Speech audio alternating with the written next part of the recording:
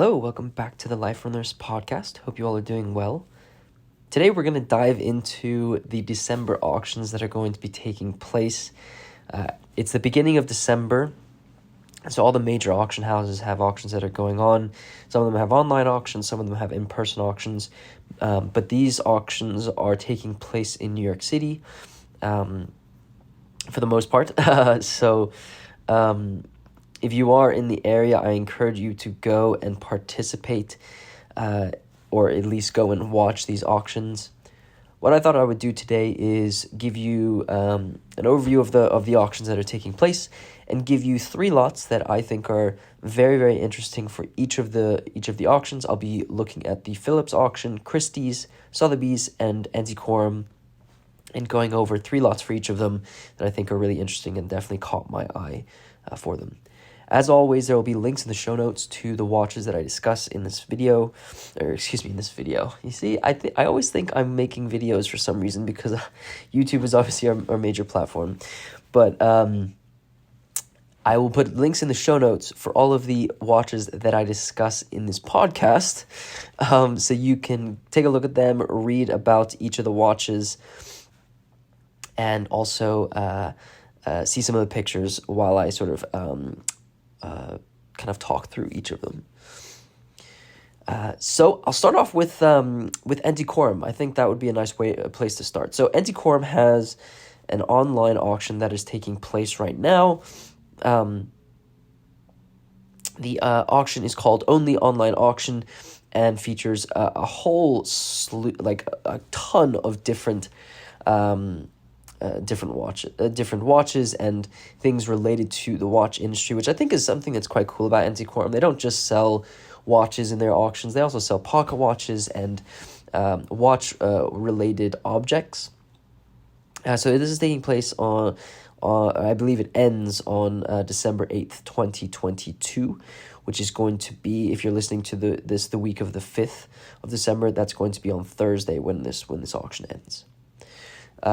So I mentioned that the auction house Antiquorum does more than just watches, and so I wanted to talk about lot number 483, which is actually a bag. This is a Patek Philippe leather and canvas travel bag that was made around the 2000s and has it's what I said. It's a leather and canvas sort of travel bag that has handles on it, and also has a place where you can put sort of a strap to go over your shoulder.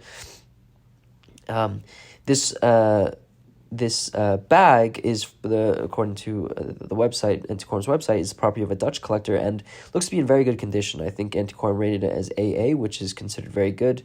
It's a cool little object that you could pick up. The estimates are between 250 and 450 Swiss francs, which is a nice little way of participating in an auction and getting kind of a cool object related to Patek Philippe. The next lot I wanted to discuss is a really amazing Vacheron Constantin triple calendar watch that is lot number 389.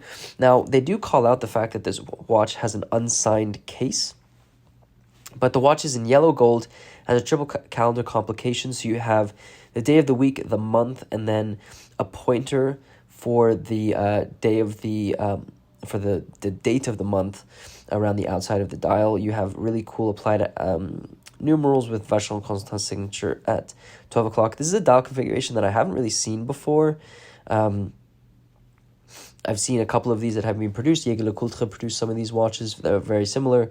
It's estimated to go between 2,000 and 4,000 Swiss francs.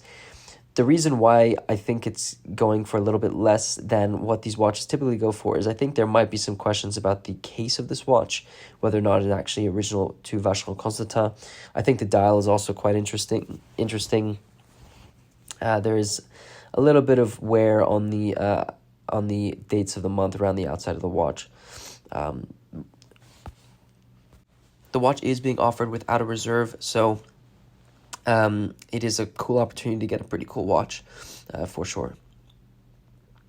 The last lot I wanted to talk about was lot number 14. This is a really amazing Audemars Piguet 18 karat yellow gold sort of disco volante shaped cased watch with a really incredible sort of creamy gold spider web dial on it. These watches, I think, fit really nicely for something that's 31 millimeters in diameter. Obviously, you're not going to have the lugs on this watch, but this watch is from the 1960s. I think it's a really really nice looking piece. I had a 2594 from Patek Philippe that had a very similar case shape. I think these are underappreciated and a really cool variant. The reference is the 4433 18 karat yellow gold case. The rating on this watch is AA, very good. The case is considered very good with some slight scratches. They rate the movement as 2-star, which is considered very good. They recommend an overhaul, and the dial they call out is in good condition with original hands, patinaed hands, and spotted dial, which really gets at the spider web dial, which I think is really attractive in this piece. So a variety of watches that Antiquorum sort of offers. I do think you can find something that's fairly unique with a lot of these pieces. Moving on to Sotheby's. Sotheby's will be having their New York important watches auction on December the 9th. Obviously, you can participate online if you'd like, but I do encourage you to go in person. They have a nice variety of modern and vintage watches. I wanted to start off with something a little bit more on the modern side, which is they had a set of really beautiful Breguet La Tradition watches. One of the watches that I'm going to call out is the reference 7047, which is a nice yellow gold semi-skeletonized tourbillon wristwatch with a chain and fusee, silicon balance wheel, and power reserve indicator from 2009. I really love the deconstruction of this watch where you don't have a dial hiding the movement. The La Tradition is known for kind of doing this, and I think it's a nice superlative model that really shows what Breguet is capable of doing. I believe this watch is estimated to go between $50,000 and $80,000 US. A nice little modern piece for you to pick up. I'll move on to lot 120. This is a very simplistic reference on its face. Reference 565 Calatrava from Patek Philippe. But if you look a little bit closer, you have a pink gold case on this watch with a pink gold dial. If you look just a little bit closer, you'll actually see the Frachero signature on the dial just above the sub-seconds hands. This is a really, really beautiful Calatrava retailed by Frachero, which is double-signed watches are obviously extremely desirable. The 565 is a very unique, very desired Calatrava model. There's some really beautiful examples. There's a 565 with Breguet numbers, which I really, really love. But this one is very simplistic, applied hour markers, hours and minutes hands in the center with a sub-seconds dial. Incredibly finished. And obviously comes from Montevideo, Uruguay, from the legendary retailer of Frachero, which is a retailer that's quite difficult to get your hands on Frachero signed watches. So I'm sure that this is probably going to go for more than the 40,000 to 80,000 Swiss franc estimate on this piece. I will say, if you look at the watch straight on, it looks like there might have been some polishing on this piece, but I think you have to see it in person to really to deduce that.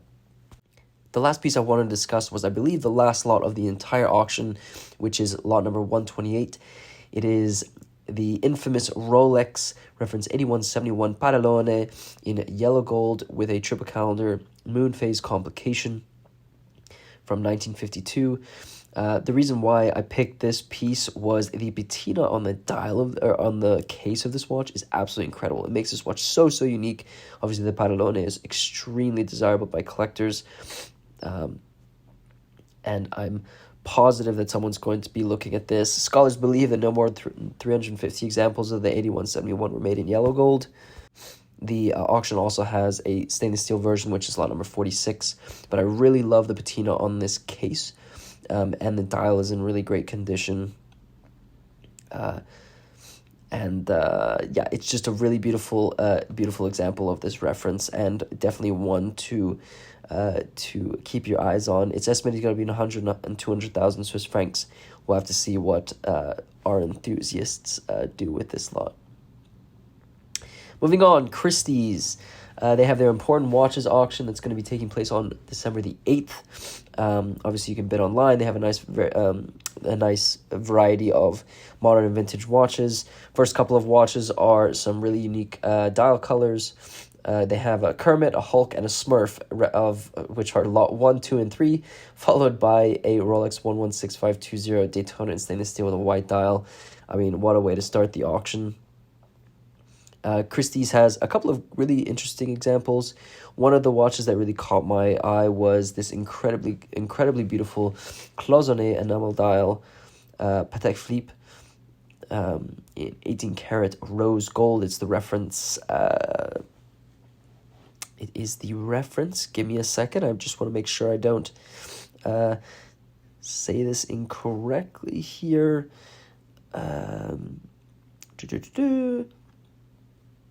Yeah, so it's from 1950, 33 millimeters in diameter, 18 karat rose gold case with a case number 370 with a cloisonné enamel dial.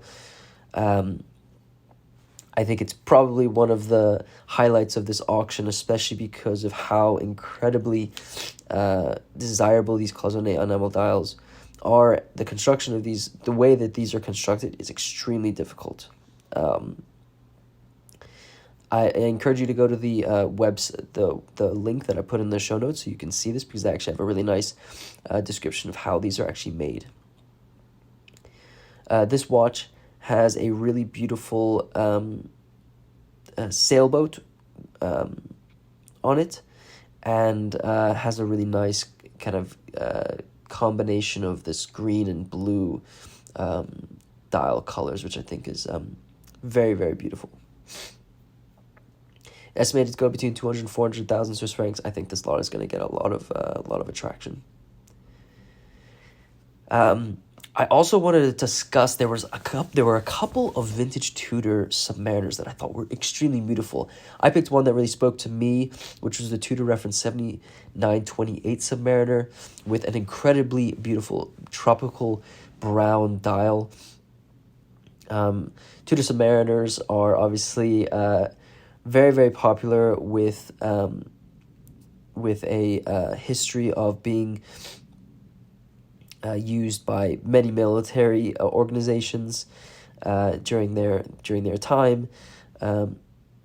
It was the reference 7928 was actually a new addition to the Submariners that were being produced, and was in response to the French Navy, who was constantly knocking the unprotected big crown of the predecessor in underwater environments, compromising the water seal of the watch. And so they released this piece with these crown guards that would kind of safeguard that from happening. For me, what really speaks to me about this watch is that the sort of tropical brown dial that this thing has. Incredibly beautiful. A little bit of spotting towards the kind of like bottom left-hand corner, but incredible condition, really beautiful lume plots. I definitely have my eye on this, let's just say that. Last watch I wanted to talk about was a very, very special watch. It is a Patek Philippe 5270P, a very fine and rare platinum perpetual calendar with a green dial. Now, I'll sort of walk through the lot essay a little bit here. In Basel World 2011, they first introduced the 5270, which really marked a new iteration of the Patek Philippe perpetual calendar chronographs that began with the 1518 in 1941. This lot is part of the latest 2022 releases from the Perpetual Calendar Chronograph family. In addition to the bold and beautiful green dial, Patek Philippe has utilized a new pointed Dauphine-style handset and makes this watch a little bit more sporty, which is quite cool. This being platinum and with a incredible green dial, I certainly think that this hits everything when it comes to rarity and quality. So estimates 200 and 400,000 Swiss francs. We'll see what it ends up going for. We will finish off this podcast with Phillips, which has their New York Watch Auction 7 that is taking place on the 10th and 11th of December. As always, Phillips has curated a really incredible grouping of watches here. I will say I picked 3 Patek Philippe's, but there are some really beautiful lots that are non-Patek Philippe that they have ready for this auction. I'll start with lot 53. This is a Patek Philippe 1463. 1463, that is obviously nicknamed the Tasti Tondi, extremely desirable by collectors. This is a look closer piece here. If you look at just above the 6 o'clock applied hour marker, you will see Tiffany & Co. signed. This is a Tiffany & Co. signed 1463. They don't come up very often. The watch is in pretty good condition. Movement, it looks like it's in also very nice condition. I mean, if you wanted a Patek Philippe chronograph, I think this is one that you definitely have to have your eye on if you're attending this auction. Estimates are 120 to 240,000 US dollars. I picked something a little bit on the opposite end of the spectrum. I picked the 1493, which is lot number 57. It is a fresh-to-market, extremely scarce, and well-preserved platinum rectangular watch with diamond set, dial, and faceted crystal. This watch is from 1950 and is the reference to 1593. The unique feature about this watch is it has sort of like an hourglass. It's nicknamed the Hourglass. But it has an hourglass-shaped case. These watches, to our knowledge, one of only 4 known examples are made across all metal types. And being fresh to market makes it even more exceptional.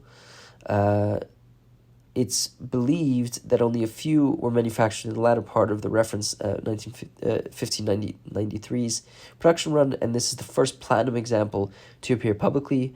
1 in pink gold and 2 in yellow gold are also known. However, research has shown that the last yellow gold example without petit secondes sold at auction in 2004, and so the appearance of a platinum and diamond example is truly an exceptional occurrence. I think this is a really unique and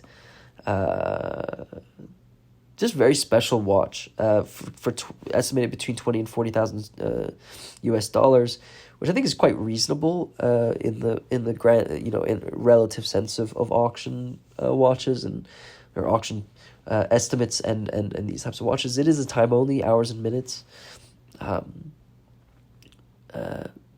But of course, one of 4 that are known. So you're getting rarity there for sure. The last lot I want to talk about was lot number 128. This is a Patek Philippe 1415. I posted this on our Instagram because I thought the condition of this piece was absolutely insane.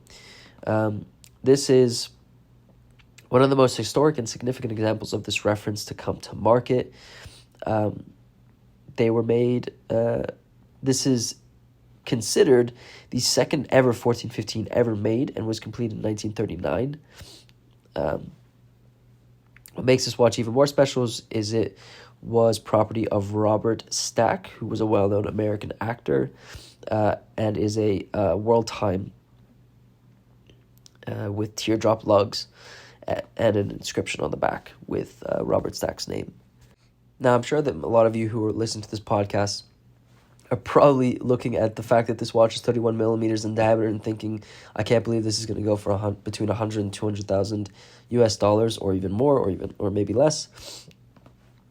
I think case size sometimes it shouldn't be considered when you're thinking about something so historic like this.